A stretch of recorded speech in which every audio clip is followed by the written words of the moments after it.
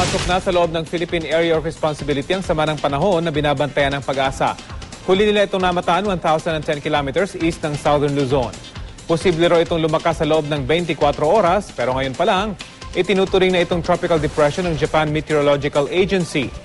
Malayo pa ito sa ngayon at wala pang epekto sa bansa pero makikita sa wind map ng Weather Central ang paglakas ng sirkulasyon ng sama ng panahon, pati na ang paglapit nito sa lupa. Sakaling maging ganap na itong bagyo, papangalanan itong Lawin. Sa ngayon, ayon sa Pag-asa, Intertropical Convergence Zone pa rin ang nagpapaulan sa bansa.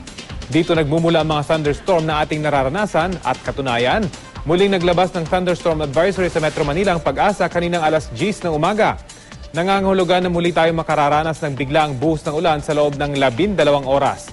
Kaya sa datos na nakalat ng Weather Central para sa Metro Manila, makikitang mataas po ang posibilidad na makaranas tayo ng pag-ulan mamayang hapon hanggang gabi. Sa mga lalabas pa lang ng tahanan o may lakad mamaya, baunin na po ang inyong panangga sa ulan.